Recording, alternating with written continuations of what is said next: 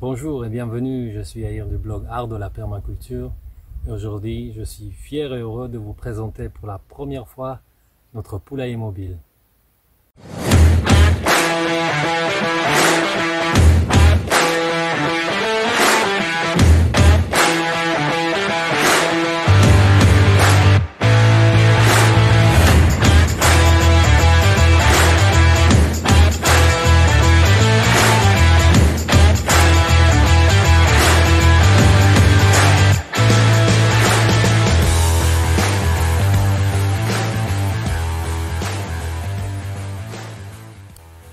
Donc le poulailler mobile, c'est là où les poules dorment la nuit. La journée, elles sortent, mais elles reviennent car à l'intérieur des nichoirs, elles viennent pour pondre et puis elles ressortent. Donc ce poulailler sert uniquement pour dormir et pour pondre. Actuellement, le poulailler est à l'intérieur de la clôture fixe et bientôt je vais pouvoir les sortir avec leur poulailler mobile sur d'autres endroits de terrain pour des missions spéciales.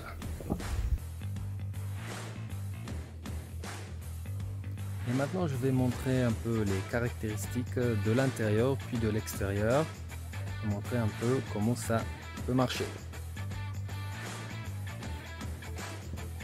Donc,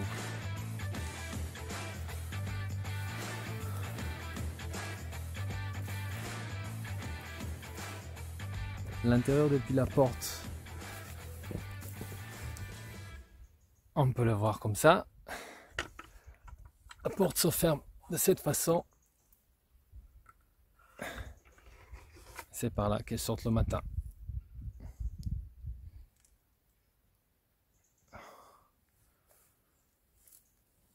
Ensuite, on peut ouvrir le toit. Donc j'ai ça, on peut mettre un blocage aussi ici, si on veut, avec le mousqueton.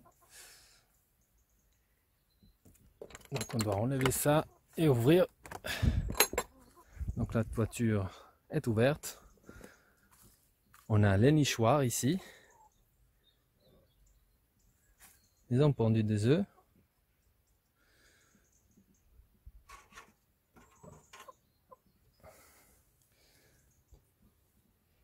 Les nichoirs sont amovibles, on peut enlever si besoin, si j'ai besoin d'aller en dessous ou de placer une poule avec. Ici on voit les tasseaux, donc il y a 3 tasseaux comme ça. Les 3, 1, 2, 3, troisième derrière. Et sur les tasseaux, elles peuvent percher la nuit, donc ils servent comme fond-fils de perchoir. Donc la nuit, ils sont sur les tasseaux et la journée, elles sont dehors, mais elles viennent ici. Ça doit être ouvert pendant la journée. Elles viennent ici et elles pondent les œufs.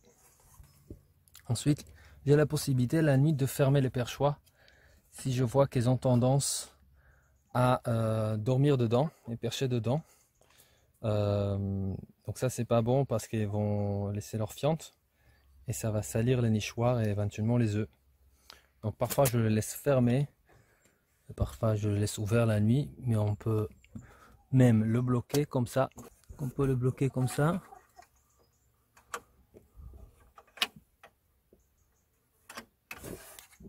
On a un petit blocage si on veut vraiment le bloquer. Voilà, les poules peuvent aller en dessous aussi pour se protéger du soleil ou de la pluie sans aller dedans.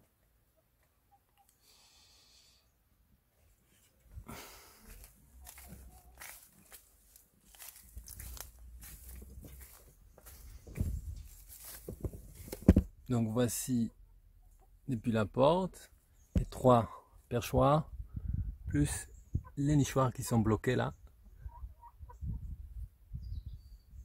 Donc à l'intérieur ici, c'est là où elles dorment, sur les tasseaux. Sur les tasseaux, il y en a 3.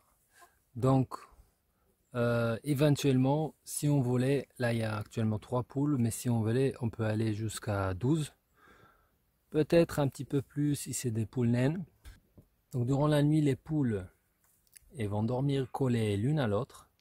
Elles n'ont pas besoin de beaucoup de place. Et ensuite, ce qui est intéressant, c'est qu'en dessous, il n'y a pas de sol proprement parlé, il n'y a que le grillage. Donc c'est un grillage maille carré de 2,5 cm, ce qui permet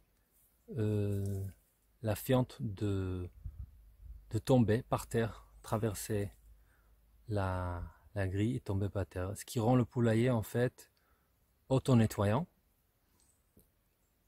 Et du coup, il n'y a quasiment pas de nettoyage à faire dans ce poulailler.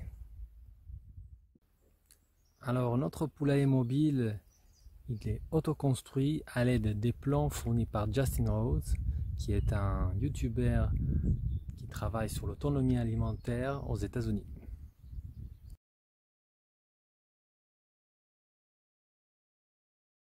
Utiliser du bois pour la paroi nous a permis d'éviter d'utiliser du plastique.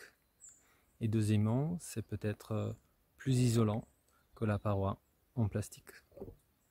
Un autre changement que nous avons décidé de faire, c'est que nous avons rendu le poulailler plus étroit que celui de Justin